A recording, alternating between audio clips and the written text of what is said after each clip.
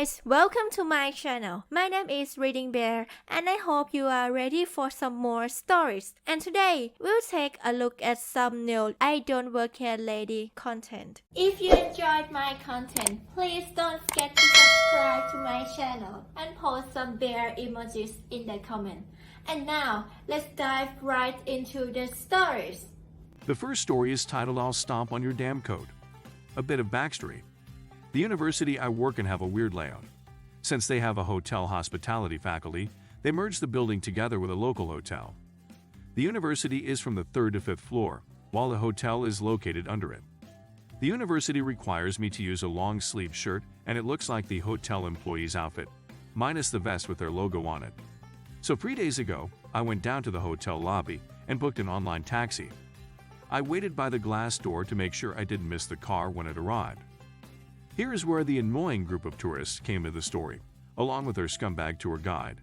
Let's call her SB. A van arrived and dropped off all of them right in the entrance. SB gathered them together and explained some stuff in Chinese. Being Chinese myself, I understand a bit of what she said, but I didn't pay attention to it. SB then turned and stood in front of the glass door, expecting me to open it for her. I didn't really pay attention to her and looked down on my phone to check where my driver is at. She then impatiently opened the door herself. Then she slapped my phone out of my hand. I was surprised and confused. SB then started to complain. SB, you work properly, you dumb boy. Me, WTF lady. I don't work here. Pick up my phone, I can direct you to an employee if you want to.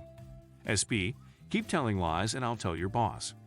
She then proceeded to shove her coat into my arm and signaled the tourist to enter the lobby. I was mad, real mad. So I did the only thing that crossed my mind. I tapped her on the shoulder, and when she turned to look at me, I threw her coat down to the floor and wiped my feet on it. I also spat on it once. I was that angry. She shrieked and shouted for the security guard. When the guard came, she screamed at him that I ruined her coat and she wanted to go meet the manager. The dude looked at me and laughed. He and I knew each other since I often chat with him while waiting for my online taxi. Dude, I can't do that, Mom. You don't work here. SB, what? He told me you work here. Me? Idiot, I literally just told you I don't work here. Why did you eat crap and apologize? By this time, my online taxi have arrived and the driver was calling me. So I walked away toward my car. I opened the door, turned back to look at SB, and shouted in Chinese. Use your brain next time, dumbass. I proceed to board my taxi and smile as I see her jaw dropped and the tourists uncomfortably look between the car and her. Moral of the story: don't be an a-hole and expect people to meekly listen to you. The next story is titled If I Work Here, Then What's My Name? When I was around age 23, my favorite outfit that I owned was a red shirt and a pair of tan corduroy pants. More than once I wore that outfit on a shopping trip to Target. My mistake never dawned on me until, inevitably, a customer stopped me and asked some question or other. Generally, I just try to be polite and point them in the direction of an actual employee. My favorite time, though, was the time I got chewed out by a manager. I was browsing the Lego sets and texting on my phone, just minding my own business. Occasionally, someone else would enter or leave the aisle, but I paid them no mind, so I really didn't notice that there was anyone close by. Then suddenly a voice right behind loudly whispers, "Are you kidding me? Heidi and the toys on your phone." I spun around to find a very angry late middle-aged woman. She held out her hand and demanded, "Give it to me." I just stared at her, thoroughly confused. She snapped her fingers and said, "Now," and when still didn't oblige, she actually made a grab for my phone. I jerked my phone away, out of her reach, and asked her if she was crazy. Her response: "Do not speak to me that way. You know good and well that you can't have your phone out while on the clock. Give me your phone and you can have it back after your shift." It dawned on me what her mistake was and why she'd made it. I was wearing my red shirt and tan cords. Me, manager lady is ML. Me? Oh, no, I don't work for you. ML? Excuse me. Me? I don't work here. For Target. ML? Not after this you won't. Never have I dealt with such a disrespectful. Me? Ma'am, I do not work here. ML? Yes you do. You're just trying to avoid getting in trouble. Me? If I work here, then what's my name? ML? I don't know. Me?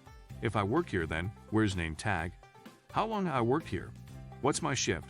Surely we would have worked together before this. You would know me. ML. I don't. Well, I can't be expected to remember every single one of you. Me. Lady, this, gesturing to my clothes, was just an unfortunate accident on my part. I did not work here. She just stared at me for another beat or two, crossed her arms, and squinted at me skeptically. You're lying. I threw up my hands and said, whatever, I'm leaving now. I turned and made my way to the front of the store. Was that the end of it?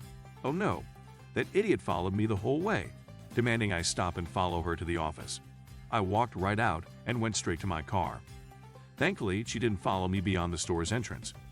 I can just imagine her confusion and frustration as she went back and tried to figure out which of her employees I was. I only wished that I'd thought of submitting a complaint to corporate about her at the time. The next story is titled Man Trespassed on Family Property. My sweet lovable dog chased him across the yard. Years ago, I owned a really big lovable dog named Buck. He was a half Newfoundland. Don't know what the other half was since he was a stray I took in. He was a great dog and was always friendly to other animals and children. By the time he was around 5 years old, he turned into a protector against coyotes and even broke up catfights. If he heard an animal in distress, he'd go running to help. In fact, I'd see him leave on a patrol down towards the woods and come back an hour later or so. He was great at scaring off predators, but he never usually had an issue with people. Kids absolutely loved him, and he never so much as nipped at one of them. Then around the time Buck was about 8 years old, I noticed he was a bit more protective of the main property. If someone walked past the gate, I'd hear a low growl from him. But he'd still go back to being a lovable pooch to anyone if he thought they meant no harm. Then one day a man trespassed on our property to look at a classic car that I had parked in my driveway. He claimed he was just there to look at it, but he still trespassed without permission. This was apparently the green light for Buck as my stepdad suddenly heard yelling and opened his front door just in time to see that moron running across the yard with my dog barking and nipping at his heels. My dad got Buck to back off, and the man apologized before leaving. He never came back. I loved that dog with all my heart, and when he passed in 2015, I cried for the first time in years. Rip Buck. You were a fantastic dog, and I couldn't have asked for better. The next story is titled Crazy Lady at Department Store Tries to Chase Me. But she picks up speed and narrows the gap. She's homing in on me like a cheetah about to take down its prey. I was honestly concerned at what she'd do if she caught up to me. By now we've already gained a few prying eyes wondering what the hell all the commotion is about, and I'm looking around for an actual manager or employee to help me. At this point, I'm about ready to drop my storage bin and make a run for the exit, when all of a sudden a miracle happened. Remember how I said it snows a lot where I'm from and creates slipping hazards? Well, LL was going a little too fast and slipped on a puddle, and she fell hard. I guarantee the impact would have registered on the Richter scale. The sound that escaped her lips when she hit the ground was a cross between a moose bellow and a humpback whale mating call. The sound still haunts my dreams occasionally. Now, I'm not totally heartless, so I slowly walk up to her but still keep my distance, since she was ready to rip my head off 10 seconds ago. Me, are you alright? Do you want me to help you up? I looked into her eyes and all I saw was pure evil. Satan himself would have shuddered at the glare I received. LL, get the duck away from me, you piece of crap. You shoved me. Screaming and crying at the top of her lungs. Several other people had gathered and finally several employees. She eventually gets helped up. She's still crying and says she's gonna sue me for pushing her. Luckily for me, several other customers saw the whole debacle and said she slipped on a puddle. Plus, there were several caution, wet floor signs. A manager comes over and speaks with me and LL. LL says she's gonna sue the store for having wet floors and that she wants me fired for ignoring the customer and making her run on the wet floor in the first place. Cute, and he's still holding my large bin. Manager, he doesn't work here. Also, we have wet floor signs posted. Me, I just want to buy my bin and get out of here. This lady has been harassing me. LL, blubbering and obviously embarrassed. Well, someone better help me then. Some employee helps her and manager apologies to me. I go and buy my bin and leave. The next story is titled I'm a grown woman and I don't go to this school, lady. So I'm a youth worker and I care for young people aged between 13 and 18 years old who are in out-of-home care for various reasons, but most of the time they have been removed from abusive parents. I have a specific client that I work with a lot who is verbally aggressive and has a lot of anxiety around school. This particular day was her third or fourth day at new school, and she asked me if I could walk her to her classroom because she was feeling anxious. This is something I do a lot for our clients to also make sure they're actually going to class. It has never been an issue. I had even been to this particular school many times with another client. So I'm walking her to class, and she is walking really fast ahead of me with her head down when a teacher stops me. Now I am a 30-year-old woman, and I was wearing jeans, a black shirt with Biddy Small's face on it, and a pair of Vans, so I can understand that my outfit skews younger. But I find if I dress cool, I have better success building relationships with the clients as they see me as more of an older sister rather than dressing in my normal clothes and coming across maternal. So the teacher says in an incredibly loud, condescending voice, "Why aren't you in uniform?" I tried to quietly say I don't go to the school so that the other students don't hear me because obviously my client doesn't want it broadcast that she is in care and had a carer walking her to class. But the teacher isn't having any of it. She didn't listen to what I was saying at all. She starts lecturing me in the most horrible voice, literally wagging her finger and saying this school has standards and you're making us look sloppy. I'm giving you an out-of-uniform slip and you'll be getting detention too. I'm really annoyed by this point, but also in shock because I'm 30. How the hell can she be mistaking me for a school kid? I have a forehead wrinkle and the beginnings of crow's feet. How is this possible? I very firmly say there's no need to speak to me that way. I don't go to this school, and of course, she doesn't let it go. She gets louder and says if you don't go to this school, you need to leave. We don't allow other school children on our property. My client, who has been standing there getting more and more agitated, decides to set her straight and at the top of her lungs screams, "She doesn't go here, you ducking dopey idiot, she's my carer." The teacher turns bright red. Every student is looking at us now. The teacher mumbles something about visitors needing to sign in. I told her I had, and we kept walking. My client was so embarrassed, but her little outburst instantly made her popular with the other students because, as she told me later, that teacher is absolutely horrible to everyone. My client was spoken to by her teacher about appropriate language at the school that wasn't punished. So not exactly I don't work here lady, but more of I don't go here lady. The next story is titled You Must Work Here Because You Look Dirty. I'm in HVAC school right now, so I get out mid-afternoon most days. Yesterday, I get a call saying my brand new recliner chair was ready for pickup from the furniture warehouse. I ordered it a month ago, and it just got to the distribution center. So I booked it over after class and thought about how great to have a chair that's mine again and not falling apart. My current one is 14 years old and my daughters tend to claim it when I get up for more than 10 seconds. That being said, I get to the warehouse, go in and get the order processed for pickup and back my truck to the bay door and wait, as told by customer service. Thus, the incident. Older entitled dude, Ed, sentient being, me, OEDs, pulls up in very nice, very well polished Cadillac right next to me, 2 spaces over from bay doors, and sits there. Looks around for a minute, sees me leaning on tailgate of my truck, and stares at me for probably 30 seconds before he loses patience. I'm obliviously looking at my phone and waiting for delivery of my chair. Ed, hey, yells this through roll-down car windows. Me, heard his yelling but didn't care enough to look up. Ed, hey, I know you can hear me. Lays on car horn at this point. Me, what? Ed, come here now. Me, no, I'm good.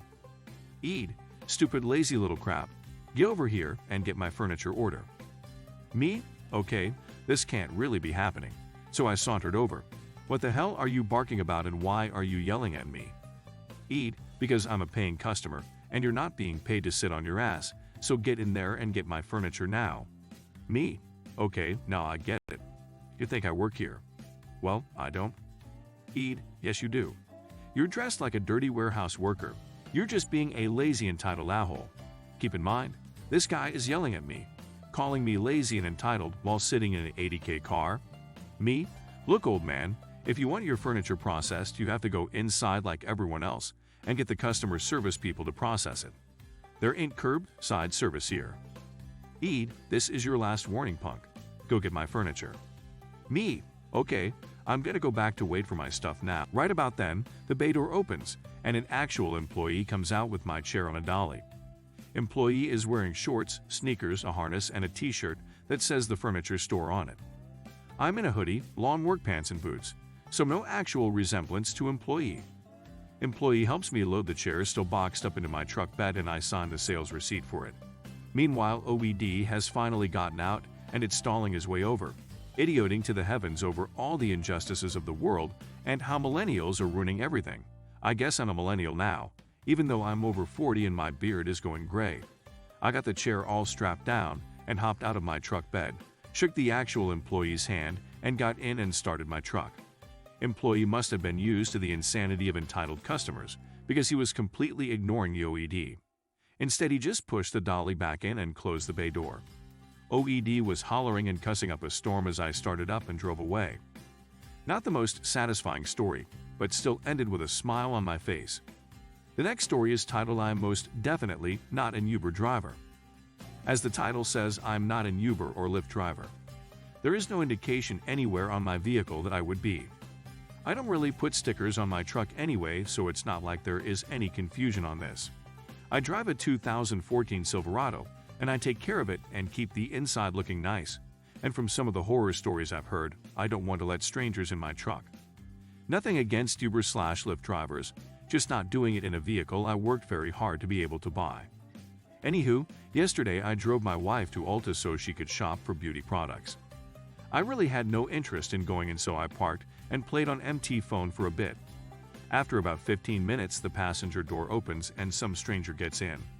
This woman looked like she walked straight out of a meme about Karens and hopped into my truck. Random lady, no wonder I was waiting so long. You're over here ducking around.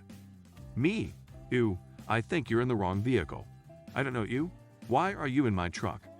RL, I need to go to address. It's down by the amphitheater. Me, I'm not a cab. RL, you're the Uber driver I called for, you had the sticker. I look around.